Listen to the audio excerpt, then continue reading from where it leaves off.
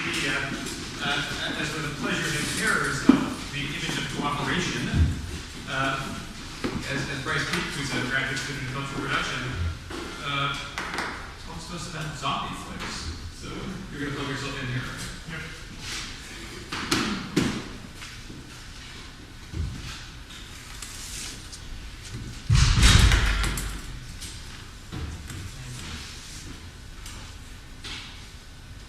So as I get technology set up very quickly, what we'll be looking at in the next 7 minutes or so is the way in which zombie cinema has kind of followed an embodiment of social Darwinism. And of course, I realize the only connection to Darwin social Darwinism has is really the name Darwin. And social Darwin really mimics a Lamarckian evolution model. A good friend of mine in Illinois would always call it soccer coach evolution, where if you weren't evolving, it was because you weren't trying hard enough.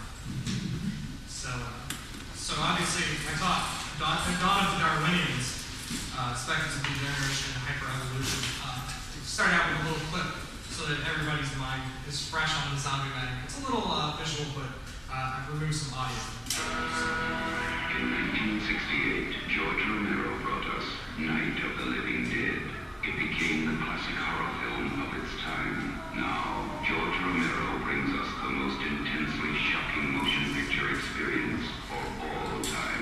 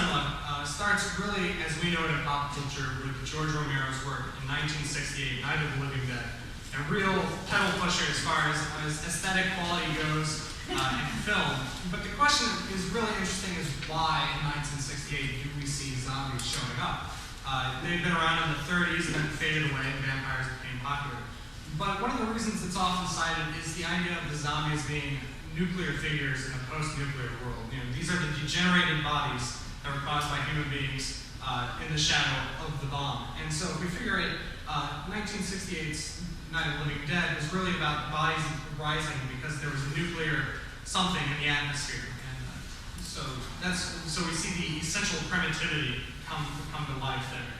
They're mindless and they're on the verge of extinction. They're very stupid, and humans still have the upper hand in this era. In 1978, The Dawn of the Dead comes out, and we start to see some more evolution. It's not quite, it's a lot different from the 1968 movie because zombies, while not being quite upstanding citizens yet, are seen more in clothes. In Night of the Living Dead, we really see them fresh from the grave. Some of them are naked or in boxers and robes. But in Dawn of the Dead, we see a lot in clothes. And most of the clothes, if you go throughout the movie, they look fairly new. So they have progressed in fashion. And they also no longer are just standing at doors hoping for people to come out. They have a strategy. They're at a mall and they're trying to get in, although they're not very successful. So we see kind of a thought evolution here, a little bit beyond primitivity. In 1985, we get the first difficult distinction between humans and zombies. The picture here is a zombie with a pistol. Now, this is a freshly turned zombie, so you could read this as the capacity to use tools coming into the zombie world. Also, they become amphibious, which is not a good thing for humans. They're not allergic to water as many monsters are. And the other scary thing, probably the most uncanny thing about the zombie, is that they're nocturnal and diurnal. They're around at night or during the day. So light won't stop them either. The only thing that we have is a good blunt hit to the head. In In 2005, about 20 years after the last zombie original, there were a couple remakes in those 20 years, but this is where the real innovation starts, the Land of the Dead. First and foremost, our zombie friends gain the ability to communicate. They share a proto-communicative ability. Grunts and shouts for brains seem to become overshadowed by grunts that seem to carry some kind of pseudo-semantic quality. Unfortunately, I'm not quite an expert in zombie linguistics, so I can't tell you exactly what they're saying. But it seems that there's a communication, and with that communication, there's also advanced tool use. They're using baseball bats, they're using M16s. It's very interesting, but the very tip of the civilization is really in their political organization. They're led by a very strong and inspiring black man. Perhaps Romero was a little bit of a prophet. Then, of course, that's where Romero's zombies stop for now. There are rumors of movies in the process, but we can't forget about the cousins, the Romero family, and that includes 28 Days Later, which is one of the most argument. Are these zombies? Whether or not they're zombies or not, they fit the profile of the zombie. And interestingly, they're a push beyond Romero's evolutionary model, in which we see hyper strength, major communication skills, and some very fast-moving zombies. Very fast.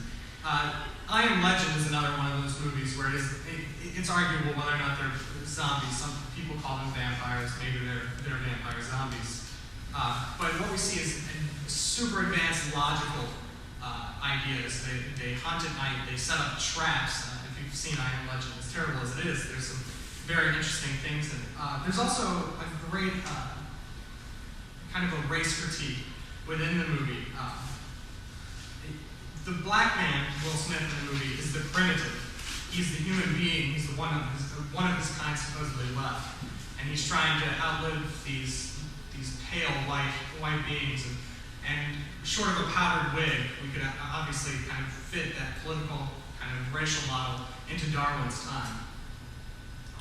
One of the important differences to note between Romero and these later films, though, which raises an interesting question in a Darwinian model, is the ways in which they become zombies. For Romero, it started with nuclear rays in the environment. It was all environmental. But for 28 Days Later and for I Am Legend, the transformation to zombie is through application of medicine to the body. It raises a very interesting question. How would Darwin account for these mutations? Is mutation through social agency the same kind of mutation that Darwin would account for in his model? I'm not sure he would exactly apply it to this model, but it would be an interesting conversation to say the least. So very quickly, just to trace the zombie evolution chart, we have creation in a very primitive form. Then we move to beyond primitivity, some intelligent signs and aesthetic sense.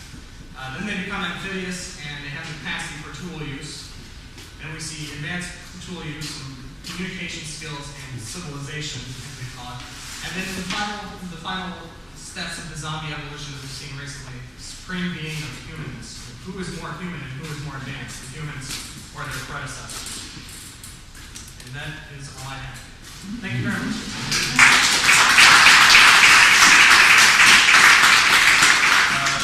And now we'll continue with the sort of mass-mediated nature of paper evolution with Brian Peake, who's also graduate student in cultural production, who will talk to us, as you can see from the program, about